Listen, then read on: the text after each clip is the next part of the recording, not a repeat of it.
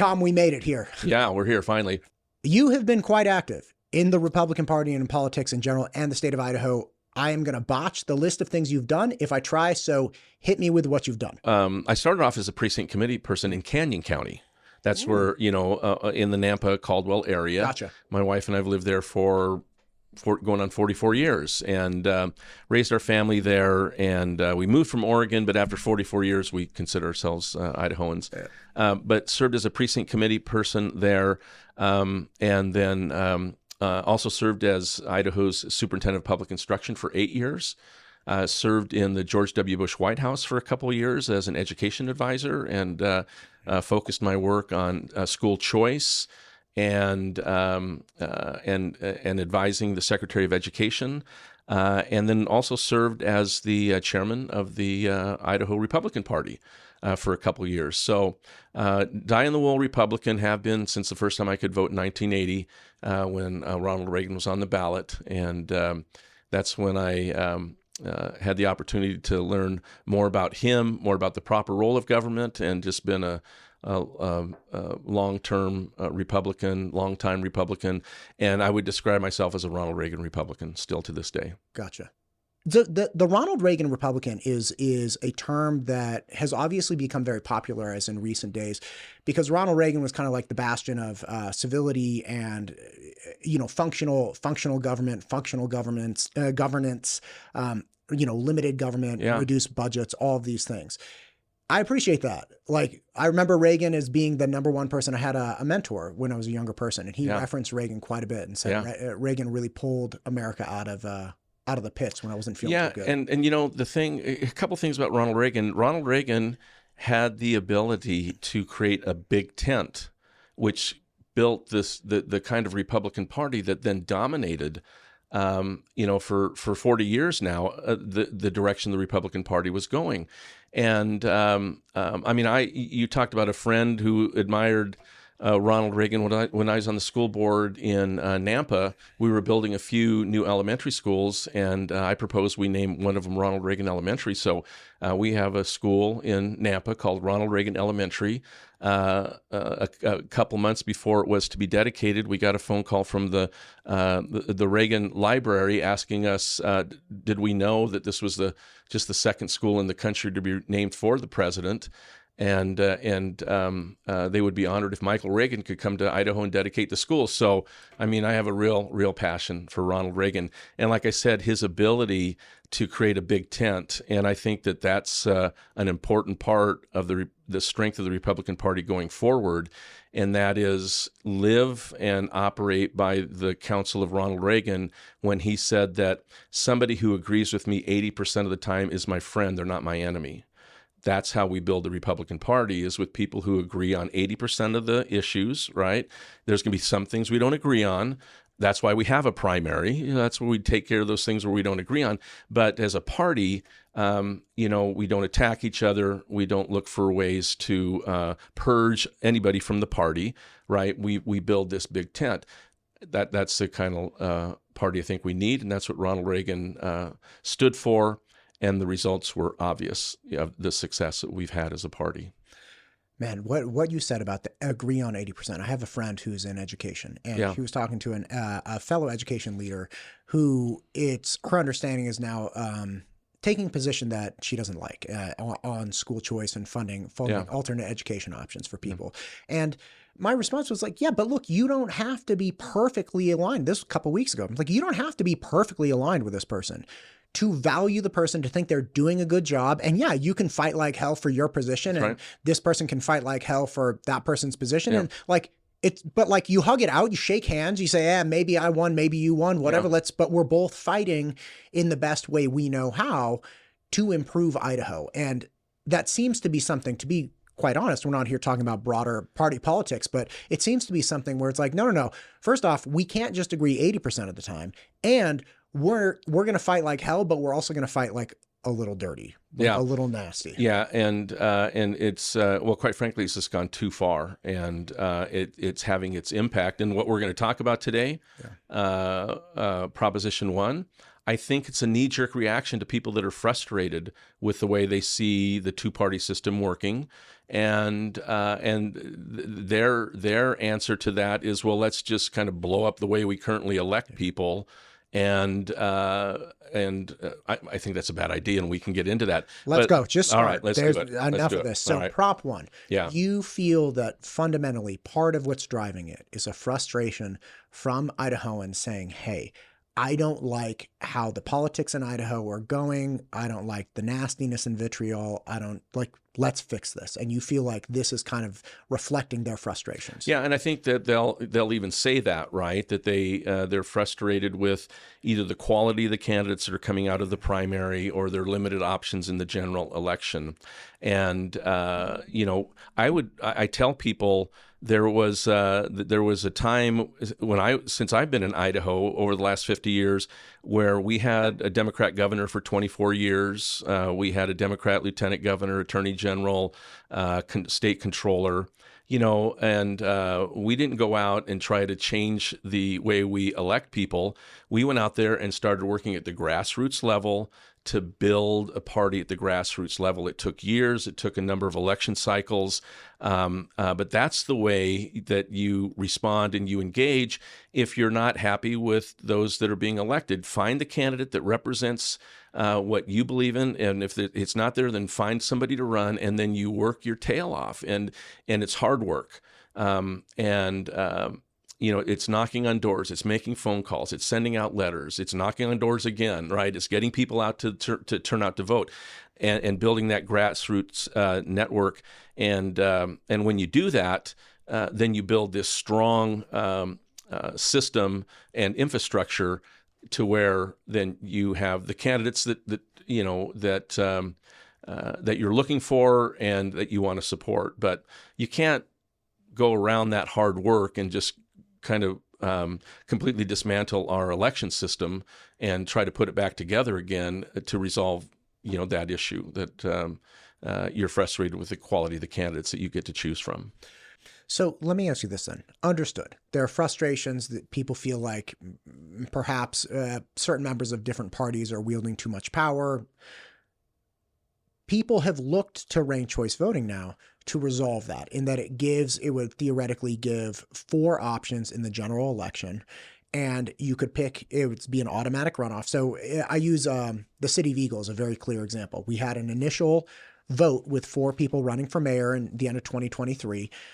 2 people got eliminated, Captain Mark and Stan Ridgway. And then the remaining 2 people, Brad Pike and then Mayor Jason Pierce, moved on to a final, a runoff. They ran off, people came back and voted, and then we got, or not we, I don't live in Eagle, but Brad Pike was elected mayor. That's all very analogous to, hey, we have 4 people, you have an initial volley, and then you come for a runoff. Instead of that, it is hey, just rank 1 to 4 right away, right? Like, we're not going to come back for a second vote. It's going to be an automatic runoff. If your first place vote doesn't make it, then, we eliminate people and there should be votes of that nature. Yeah. So first off, you probably named the only similarities, and that is that you have a primary where you select your choice, and then a certain number of them move on to the general, and then one of them wins. We do that today, right? But we don't do it with this kind of a system. People want an election where voting is easy and cheating is hard. Right, and they want an election where it's easy to identify mistakes and it's very easy to fix them. And ranked choice voting just flips that all on its head. So let's just talk quickly about the primary. Sure. In the primary, you're going to have any number of people that want to run on one ballot. You're not going to go and have a Democrat ballot or a Republican ballot, right? There's going to be one ballot, and everybody gets the same ballot, and you can have any number of candidates running. So you could have 15, 16, and it's not unusual in California that does this for them to have, 70 or 80 people running for governor, right? And for whatever reasons, there's, 65 of them on there for whatever reason, right? To get a laugh because they see their name on a ballot, I guess. Here's the thing that concerns me about that. Well, there's more than one, but here's one thing is when you look at that ballot, the candidate has the option to identify themselves using, Democrat, Republican, Independent, or they don't have to put anything. But but they don't have to demonstrate that they are affiliated with that party or group. They don't, but they can, right? They don't have to, but they can. They can, but no. There's no way for them to do that, and they don't have to. So my point is that there's nothing on the ballot that says that person has proven that they're affiliated with the R or the D after their name. It's just there, and it says it just said, and it says right in the in Prop 1 language that's going to be passed is that that they don't have to be affiliated with the group that they claim that they're representing. I see what you're saying. Okay. And so if I'm a voter and I'm going to there, I'm less informed than when I go today. Because when I go today and I request a Republican ballot, I know that those people are Republicans. And when I go vote for them in the general, I know if they have an R or a D after their name or an I know that that's who they're affiliated with, right? I don't have to question whether this person's being honest in how they're presenting themselves. And if I may ask a real quick question. So when you're saying, if I go today to a primary, I know that the people in the Republican primary are Republicans. Yes. And that's because you have to be a registered Republican to run in the Republican primary. Exactly. And what you're saying is if Prop 1 passes, let's say Matt puts his, let's say I'm an independent, but I'm like, hey, I'm going to run as a Republican. So I go on and it's like Matt Todd with an R next to my name, but I got that R without having the burden of registering. Exactly. As a Republican. You don't have to be a registered Republican. Gotcha. You don't have to, you can just claim whatever you want. Right. So you're less informed. And one of the things that the proponents of Prop 1 say they're doing this for is because voters need to be more informed. Right. And the current system we have today, that they feel like it's difficult to be an informed voter. So that's one issue I have with it. But what the biggest issues though arise when you go to the general. So the top 4 go to the general election, and you see how that plays out, right? And you're supposed to go into the voting booth, and you can vote for one or more of the candidates by ranking them. You don't have to vote for more. You can vote for one, you can vote for 2, you can vote for 3, or you can vote for all 4, and through a ranking system. And there's a number of reasons, and we can get into that as to why that complicates the system, makes it very, very difficult, if not impossible, to identify mistakes, and even more difficult to rectify mistakes. And so what I want people... I'm sorry to interrupt. What kind of mistakes? Because people talk about mistakes. Yeah. Like what would be a mistake that you think could pop up that would either be difficult to identify or impossible to catch? Yeah, so let me do this. I showed you can you pull up that slide that shows the ballot, right? Yeah, let me just make sure we're on the same page. It's this guy, right? Great. Okay, it's on the screen. Okay, so when you look at that, folks, this is one page, and it's for 4 offices. In a ranked choice voting situation, when you go to the general, there will be about 17 to 18 offices that you'll be voting for. And what they're asking you to do is, when you vote, is to, well, let's just use the U.S. State Senator right there at the top, right? Right at the top, great. They want you to vote for either Olson, Hicks, Jacobson, or Straight, and to put them in your preference. So 1 through 4. Yeah. So if I go to the ballot, I'm going to have to mark 70 or 80 of these bubbles, right? And in this order, and I'm going to have to do it in a way that I don't get confused, right, that they're properly entered. And then there's this very complicated algorithm that goes through and then does all this math instantly. So I want you just to consider, my 80-year-old mom going to vote, facing something like this, right, where she's looking at this ballot and she's supposed to make all of these different choices. Or consider this, that they want you to actually rank these. And so they expect you to be fully informed on all 4 of them. Rather than going to vote for the person that you want to vote for, they want you to vote for more than one. So oftentimes, people don't make a second choice or a third choice because they don't feel informed, or they know that that's a person that they wouldn't vote for anything. And so they're not going to even give them their 4th vote. Here's what happens if you don't fill out all 4. And we'll use Alaska. Okay. Well, I was going to say, let's just use Eagle because some people didn't show up to the runoff, and that therefore their vote didn't get counted in the runoff between Pike and Pierce. Yeah. But they chose not to participate in the runoff, right? Right. Here's how this is different, though. If you've got 4, you have your general election vote, then the first thing that happens is all the votes are tabulated, and they see with all the votes cast for first place, how did the ranking come in? And you're going to get 1 through 4. And did anybody get 51+%? Yes. Yeah. Somebody gets 51% in the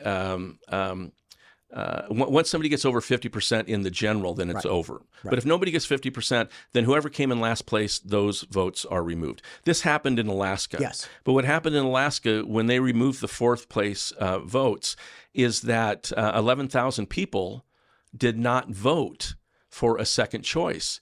Those 11,000 votes then just get discarded, and they're no longer part of the denominator. And now you only have to win 50% of those that are left over. So you're not winning 50% of the original vote cast, right? There's the perception that you are, because that's the way it's reported. But those 11,000 are no longer counted. They change the denominator, and they go through this process again. And so you see all these ballots that just continue to get set aside and not used. Now consider this.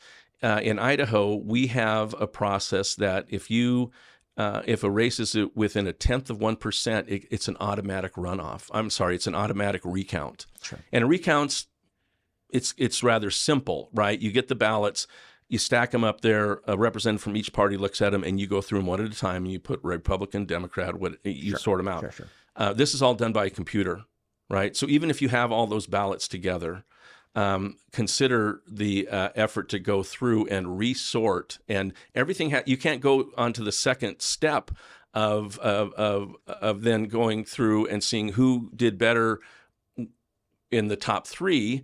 You can't make that decision until you do this full recount for the 4th person. So everything is stalled until that happens.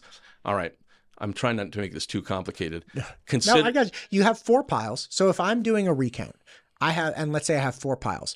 I just distribute everything on first place votes to the 4 piles. And this guy over here, or this gal over here, she was 4th place. She got the fewest first place votes. So I just take hers and say, okay, I'm just going to count the second place votes now for this gal. And then I distribute those second place votes to the remaining 3 piles. And if one of those piles has over 50%. Well, but then you've got some that didn't vote at all. Right. So those number get 2. So it should be 4 piles then. So the remaining 3 people, and then the 4th that was, an undercount or an overcount, or excuse me, undervote or overvote. Yeah. So you do all that, right? And then you can move on.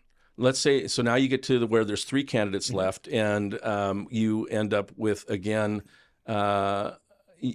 you end up in a situation where there is another automatic recount.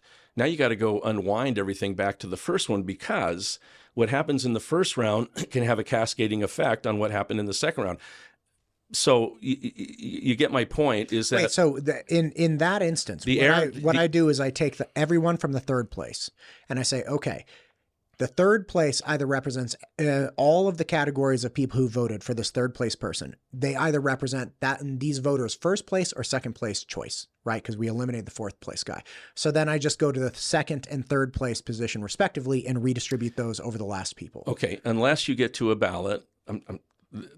This is sounding confusing because it doesn't have somebody who voted. No, but what if you get to the 3rd round, you're going to find ballots where they voted. Their number 2 vote was for somebody who came in 4th and was already eliminated. So now you have to say, now we have to go to their 3rd vote. But for everybody else, we're going to go to their 2nd vote. Yeah. And this all has to be sorted out. Now, again, imagine doing this if you have a runoff that is required even when you get to the final 2, right? And I said runoff, I meant to recount. Recount, you get to the final 2 and you have to have a recount. You have to go unwind all of that, because a mistake made at the very beginning can cascade up to the top. Votes are not going to be counted, and winners, you're not going to know, for example, who won a precinct or who won a county, because the way this worked, it all has to go to the aggregate, right? Because just because a candidate won a county does not mean that by the time all those votes end up in the aggregate, with all the 2s and 3s and 4s counted, that that person is going to be successful, right? You mean like on a state level or something? On a state level, yeah, Gotcha. yeah. And at the county level, in legislative districts, you have legislators that represent more than one county or Sure. pieces of other counties. Sure. So imagine how confusing it is, how difficult it is. Today we use computers to do our election, to count our votes, but we ask that computer to do simple math, something that it's easy for us to validate, pluses and adding and subtraction. And in this case, when you have this ranked choice voting, it is a very complicated algorithm that the computer is doing that you're going to have complete confidence in. And I'm not a conspiracy theorist. I'm just saying that you have to have complete confidence in this. And if you have to do any recounts or somebody claims that there's a mistake, it's very, very difficult to identify where the mistakes could have been made or would have been made, and very difficult to rectify it because it's done through this complicated algorithm. And I want to use Alaska as an example again. Alaska voted this in. They had one election. It's already on the ballot to repeal it because that first time just was a disaster. And now they just had their primary a few weeks ago. And I'll just get right into what happened in their primary. Well, if I may, on the original vote, one thing that somebody had said previously was like, well, if they didn't have ranked choice voting, Palin would have won because she had the most first place votes. But I did check this out. The Democrat, so there are 3 people running, 2 Republicans, Palin, Begich, and then the Democrat. I'm sorry, I don't remember the Democrat name. Begich is just a great name to remember. Yeah, Begich, yeah. The Democrat in the first round got the most first place votes. Right. And then Begich got the fewest. He was, again, a Republican. Begich drops out, and then they redistribute the votes, some to Palin, some to the Democrat, and some, about 11,000. 11,000, yeah, exactly. And after that recount, the Democrat did in fact win. But I just wanted to be clear that even if it were a straight election with, hey, Palin, Begich, or the Democrat in the first round did get the most votes. Yeah, nobody disagrees with that. It's the 11,000 people that wouldn't vote for, and these were primarily Republicans, right, that wouldn't vote for Palin, but they weren't going to vote for a Democrat either. And so the winner of that race, the Democrat, did not get a majority of the votes that were cast because 11,000 of them were separated in the second round, and so they changed the denominator. She actually got like 48.2% of all the votes cast.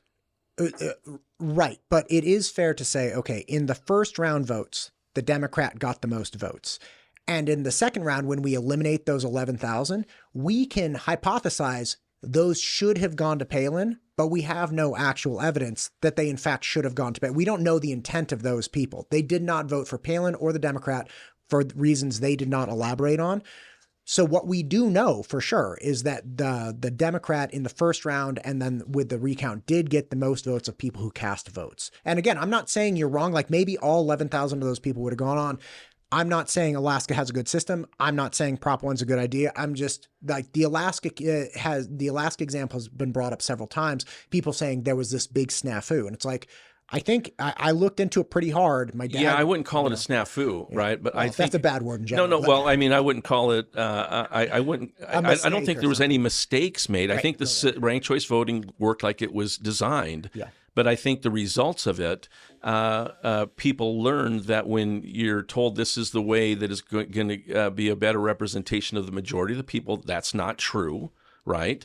And also it should have been a demonstration to the Democrats that the system we had before worked because their candidate won.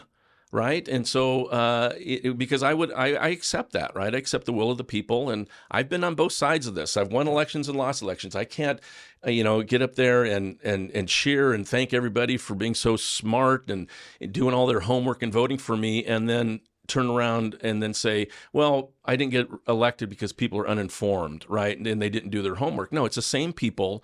They're making their decisions based on as much information as they think they need, and you accept the will of the voter. And I'm completely comfortable with that, and that's the system that we have today.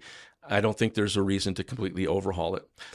Yeah, and just your point, I have not heard somebody actually bring up that point, that the fact that the Democrat got the most votes in the first round should have indicated, and then the Democrat went on to win after the ranked choice voting. It's like, so you got the same result. So that should have been a demonstration to you that you were getting the effective result of the election, regardless of the voting system. That was the best demonstration of the will of at least a plurality of Alaskan voters, was what happened when the Democrat won in the primary, right? And we have elections like that in Idaho, right? Sure.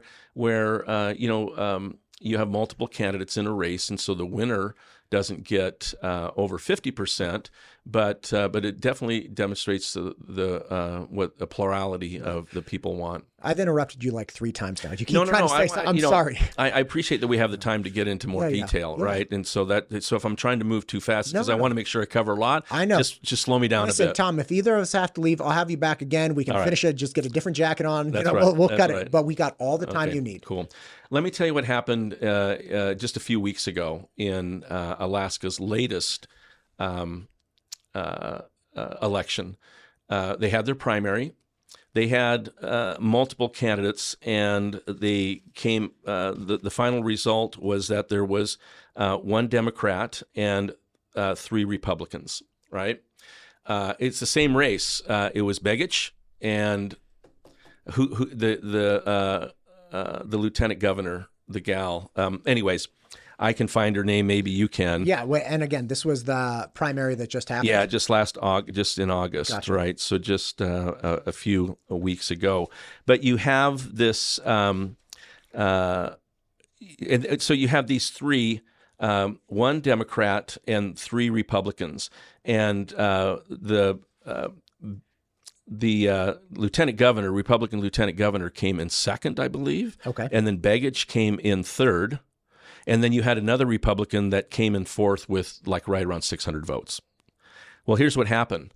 The Democrats only ran 1 person in this race. Democrats are smart, right? And I give them credit. They are very disciplined. When it comes to ranked choice voting, they only run 1 candidate. They're not going to divide their votes amongst multiple candidates, but the Republicans ran many candidates. They ran 3, yeah. Or Republicans ran, I should say, and 3 of those ended up winning. Yeah, Petolo looks like the Democrat There who you came go. in at 50.9%. Then you have Begich, who's a Republican, Dahlstrom, who is a Republican, and then Salisbury, who got the 652 votes. So here's what happened, though. And I'll pop this up on the screen so people can see. Perfect. Okay, so here you see where the Democrat actually won 50% of the vote. Right. Again, I don't know why that's not good enough but they wanted a different system for whatever reason. But here's what happened: the Democrats only ran 1 candidate, very disciplined. They didn't want to divide their vote. The Republicans ran multiple, and so you ended up with 1 Democrat and 3 Republicans. Then what happened was Begich dropped out, right?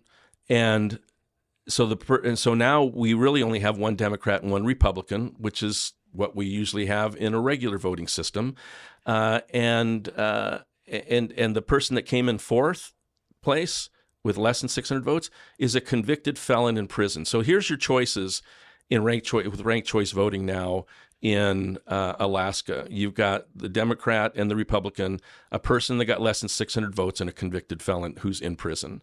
That's what ranked choice voting got them. Here's my point, Matt, is parties and people are going to manipulate this. It's not like that's something new in politics, right? They're always trying to find an edge. And this is how it's going to play out, right? Is when you get down to these 4, then if there's candidates from the same party, one of them is going to drop out, or you're going to have the discipline that the Democrats have, and you're only going to run 1 person.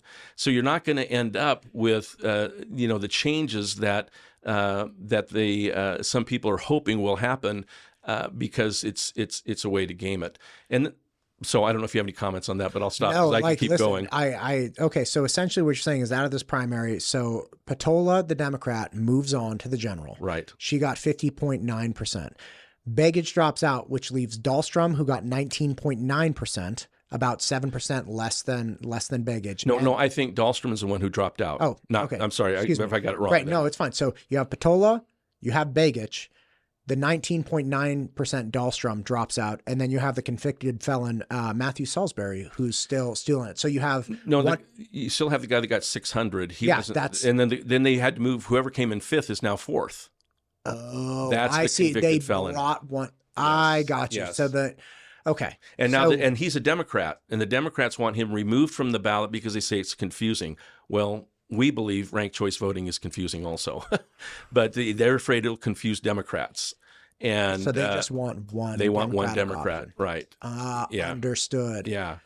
Man, that is confusing. It is confusing, and it's not surprising, right? Because nobody did anything illegal. It wasn't illegal for the Democrats to discipline and make sure only one person ran.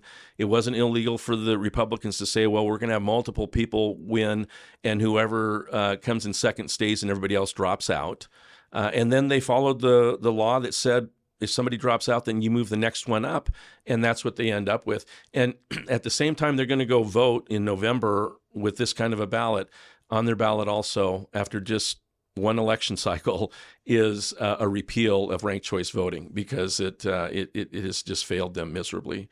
And it's cost them a lot of money, and we'll talk about money, but it's going to cost them a lot of money, and it's an investment they wish they would not have made. The other thing about the money and unique aspect of Alaska is Alaska doesn't have counties, right? So Ada County runs its elections a certain way. Canyon County runs, Gem County, Boise County, like all of these different places have different voting systems. It's not like they don't have, the Scantron bubbles, but like Trent Triple is the Ada County clerk, and he runs the Ada County elections as he feels is appropriate. And I've actually been to the election center. It's fantastic. I recommend anybody go check it out if you're curious. It's really a leader in the nation. I hope you talk to our Secretary of State and Ada County people about the incredible improvements they've done to create the transparency and the ballot verifier. You can individually audit the entire election, and you can just look at, what's really cool is Trent actually came in and he showed how the actual PDFs of ballots that are cast and then how the machines actually counted those. So you can compare hey, this ballot is actually recorded perfectly with how the machine said it. And I've had several friends of mine that have looked up their ballot. You can't look up by a specific name, but they were able to reduce it down close enough. So they were only 80 ballots they had to look through. And then they looked and it's like, oh my God, there's my ballot. That had put initials, or Trent said, put the, put the serial number of a $2 bill that you have in your wallet. It's like, all right, that's a little wild. Just draw a smiley face. All right. Something simple. Anyway, so I got it. I understand. And just out of curiosity, there is a concern, like you articulated, that, hey, other places that run this end up having a lot of people on their ballot. Alaska doesn't have that many people on the ballot, right? I don't know how many. They had at least 5 because they had to move the 5th person up. And then I heard that the Democrats were trying to get them to move the 6th person up to number 4, claiming that the person that came in 5th should have never been on the ballot because he's in prison. Gotcha. So I don't know how many they actually ran, but at least 6. I can tell you right now, it's 1, 2, 3, 4, 5, 6, 7, 8, 9, 10, 11, 12. So there were 12 people that ran. Yeah. And Wayne Howe is in the Alaska penitentiary, I believe. Anyhow, so there it is. Yeah. Excuse me, independent. Yeah, and then you consider that the top 3 got all but maybe 1,000 votes because the guy that came in 4th in the original count had a few less than 600. So they had a lot of people on the ballot and on the primary. So that's what we would see in Idaho is you would see a ballot with that many names. Or as many on every race you're going to vote on, right? And you pick one in the primary, but it's going to be multiple pages of ballots or pages in the ballot because the number of candidates that can run is there's no limit. And then in the general, you'll see the top 4. Understood. And again, you're expected to vote for all 4 of them in some certain order. And many people won't. And or they'll say, well, I know I like this person, but I'll just mark 3 more. Right. You did some SAT work. One of the biggest challenges is to get kids not to just fill in bubbles, right? Yeah. That's another, let's talk education stuff at another time, right? Yeah, 100%. So talk to me about cost then, because cost is one thing that, Secretary of State Phil McGrain has articulated that he estimates, one estimate is $25 to $40 million. I did have the good fortune of speaking with former Attorney General Jim Jones recently. He feels that the cost would be less. But again, what do you think the actual cost to Idaho voters would be for this?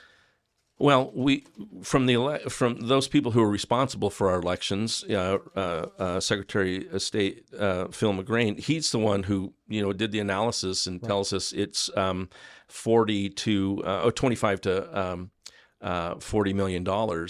Everybody else says, no, they think that's high, but they don't really give you any kind of a number. In fact, what it says in the proposition paperwork itself, when it comes to the fiscal note, it says that they are making assumptions to come up with their numbers. And one of those assumptions is that 27 of the counties have the equipment necessary in order to do ranked choice vote ballot counting, and those 27 counties have not validated that claim. So there's a huge unknown. Yeah, huge sure. unknown. And people need to remember who pays for elections, and it's primarily counties. Counties get their money from property taxes. People's property taxes are going to go up if this is passed, because that's the only way counties can get the money to update the equipment, do the necessary training, and it's going to take up more poll workers. People are going to have more questions.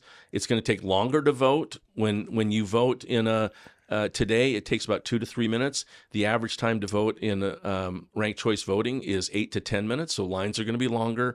But anyways, when it comes down to cost, that's something that surprisingly nobody has put a hard figure on, but we know from our Secretary of State it's going to be tens of millions of dollars, and we know where that money comes from. It comes from taxpayers at the local level. Right. Property taxes. Man. Huge. That's a big one. One of the biggest challenges we have in education is that part that is funded by property taxes, because our property taxes are, quite frankly, too high in Idaho. And the legislature has, for the last number of years, has been working every year to lower property taxes, to try to find some mechanisms to give counties and cities relief for the money that they're collecting or need to collect in property taxes. And now we're going to reverse that and put more burdens on the county when it comes to expenses. And like I said, there's only one place to get those, and that's from your property taxes. Right. That's a tough one. That's a tough one. One of my previous guests was articulating that there is an odd relationship with paying for primaries and not allowing everybody to vote in the individual primaries. So for instance, as an independent, say I was an independent. As an independent, I wouldn't be able to vote for Republican Party unless I joined that party. Party affiliation is a matter of public record. So everybody would see like, oh, Matt joined this party. Well, let's say I don't want anybody to know what I think, who I voted for, what party I'm part of, and I stay independent.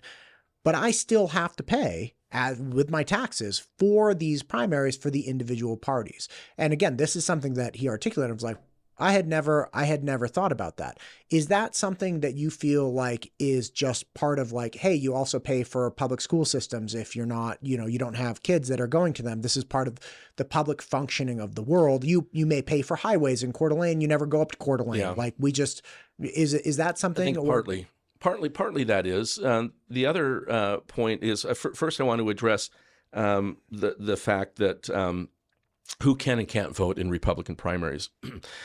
Because today, independents and unaffiliated can vote in a Republican primary, but it takes an extra step. You vote up, you show up the day of the primary, you request the paperwork, one page, and you can register to vote in the Republican Party that day, and the next day you can unaffiliate. Now, I know that that's a step that some people don't want to take, but I don't think the answer to that inconvenience is $40 million and completely upending our election system, because some people have chosen not to affiliate themselves with a party. And if you want to fix that one issue, then it was the legislature, that and the courts that said that parties can close their primaries. That it's like a they have a right of association. Yeah, right of association, right? And you don't want others coming in and trying to influence your election. We can talk maybe, because I want to get to the answer to your original question, but we'll talk about the reason for closing primaries that I think is wise, and that's probably the biggest heartburn people have with our elections. But I believe the reason that they're funded the way they are is people want integrity in their elections. They want them to be ran uniformly. They want everybody to have access. And so it's a system that is provided for both parties and any independents, anybody that wants to participate in the voting. And it's part of our effort to assure that one person, one vote is available to everyone. So that's where the funding of these became a part of government work and people's expectations. Gotcha. Understood. I want to make sure we hit everything you want to talk about. So let's go on to the next thing that you want to bring up. Well, I think what people should consider, and I'll let you just show some of the pages of this, sure. So you can take some pictures later or whatever. Sure. But just I want people to understand that this piece of this proposition, it changes over 36 laws and sections in Idaho law. It either repeals them. It amends them. It adds new ones, new sections, and even after all of that, it still isn't done. And so there's going to have to be a considerable amount of what we call rulemaking done, and that's where something that you haven't even voted on is now going to go to a committee, and they're going to create rules that will actually, make all these pieces supposedly fit together. I've been in education for many, many years. You would never, as complicated as education is, I can't imagine one law that would make this many changes in one fell swoop and expect the voters to understand the consequences of that. And so when people, look at the voter guide that has come out, or the one that just came out from the Secretary of State, look at what's provided online, look at what I believe is going to be available on the ballot.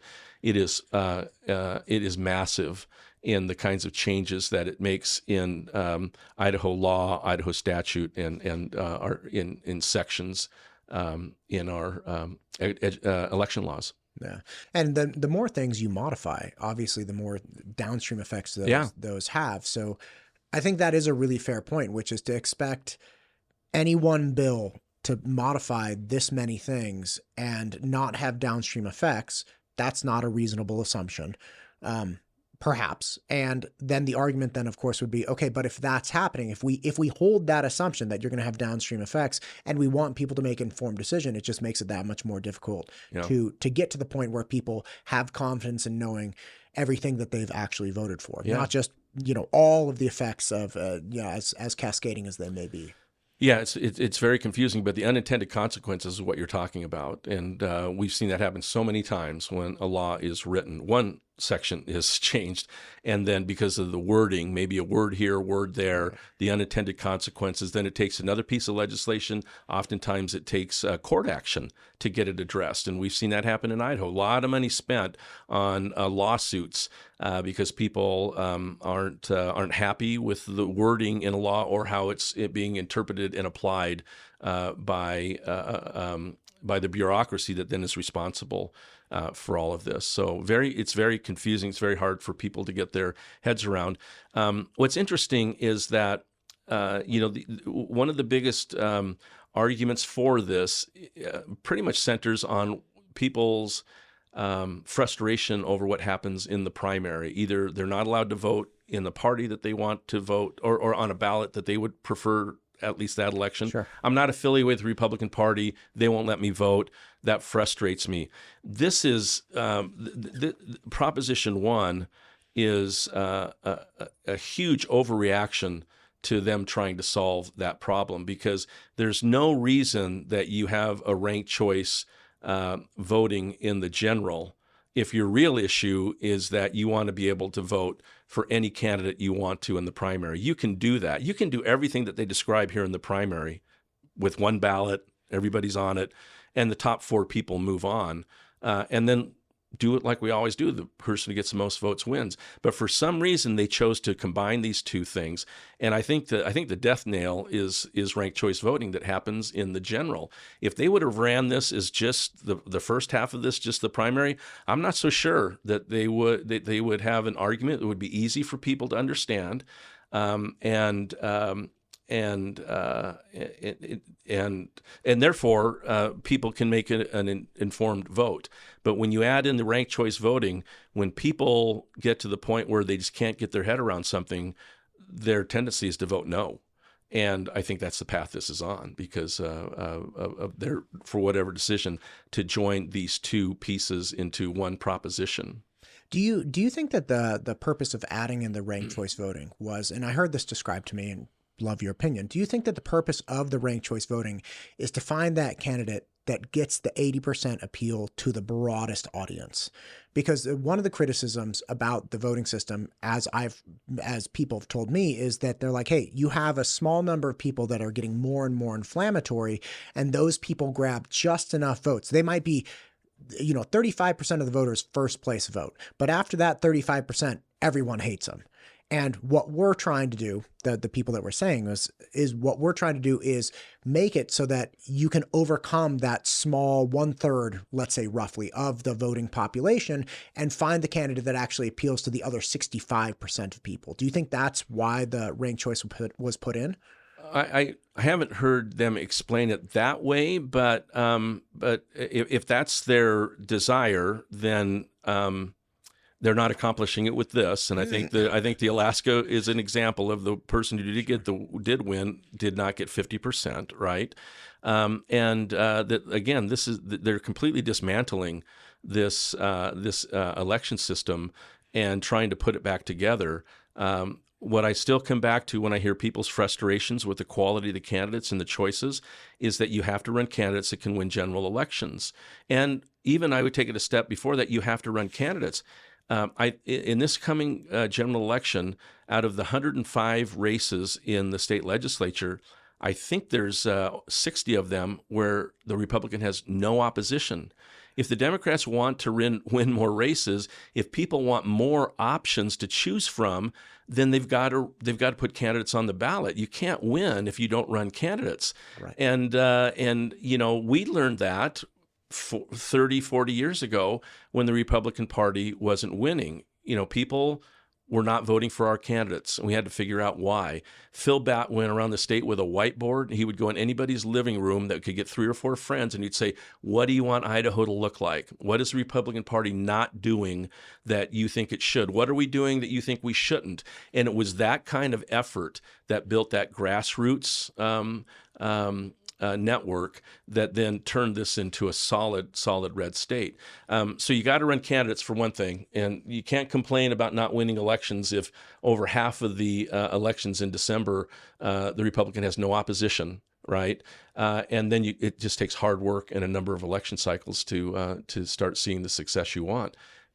But I think that's the American system. I think it's worked for 250 years. It's been rough, and you go all the way back to Jefferson and Adams. If you want to see a bloody, deceitful race, lies, the things that were written about each other and finding. Anyways, I don't want to get into it, but this isn't new, is my point. But it's worked for 250 years, and I think it's important that we seriously consider that before we make this kind of drastic change to our voting system here in Idaho. There's a lot. Tom, there's a lot here. You've brought up a lot of things that nobody so far has brought up. I really appreciate that. We're coming to the end of our time. Have I missed anything? Have you missed anything that you want to talk about? Yeah, I think the most important thing, Matt, and what I really want to end on, and the thing that gets me involved in this is I'm concerned that we're living in a time when questioning the integrity of elections is becoming commonplace and expected, and alarmingly even accepted. Right? We see an election take place. We see winners declared, and too many of those on the losing side begin to claim that there's some problems with the election itself. And these I think that's really well put, by the way. Yeah. I think you're right. Yeah. I think it is. And people are having, I was speaking with some election people recently and articulated, look, I don't know a single person who's ever had a bad experience with elections in Idaho, but Right. there are plenty of people I've spoken with in Idaho who don't trust elections. Yeah. It's like, you've never even had you've never seen somebody with like Yeah. a bag of ballots, so, Right. the perception or desire or normalcy of people just questioning instantaneously the validity of elections is absolutely becoming commonplace. Yeah, and there's three claims primarily that are made that draw into question the integrity of the elections. There's one is that the election was stolen. The other claim is that the results are skewed because voters are uninformed or they're lazy or uneducated. And the third one is that the election results are not a true reflection of the majority of the voters, and so we need to change the way votes are counted and the election systems are run. I think each of those three, they rise to a certain level of threat to the democracy, but they're all equal in their claim, and that is that all three claim that there's a problem with the integrity of our elections. And I think that's dangerous. I think it's a threat to our democracy, our constitutional our constitutional freedoms and democracy, and that really concerns me. When people start losing faith in the election, that their vote is actually having an impact, and although they may not win, and although their candidate may not win, and their party may not win for a long time because that's just the demographics you live in, they never question whether their vote was counted or whether the winner won by through some cheating or false claims. And that's becoming far too common. And I think this is just going to add to it. This brings confusion, complexity, very, very difficult to go in and manually recreate what the computer did in seconds. And people's confidence is only going to go down, and it's going to be very easy for people to claim with no evidence that this system is skewed, and that's just not the right reflection. And it's going to be very difficult to go and actually show, because when you think about it in the system we have today, if people claim there was a mistake, we can easily go in and do a quick recount. It's just adding a subtraction. Sure. And if we find a mistake, we can fix it quickly, easily, and it's transparent. Everybody sees it. So when we find a mistake and we fix it that easy, everybody's confidence goes up in elections. It's only going to go down every time we can't answer the questions people have about the integrity of an election. And I don't think it's worth the risk. And we have too many things working against our democracy and our constitutional democracy and freedoms to add this to the mix. And so I oppose it. And I hope people will take the time to do their homework and realize that there's ways that we could do things better and different, but this isn't the one. Tom, thanks for coming in today. Hey, thanks for everything you. you've done for Idaho over the years and what you continue to do. Well, Matt, thank you for this platform and great show, and thanks for the opportunity to be on it. And let's do this again soon. Let's do it again. All right. Thanks, Tom.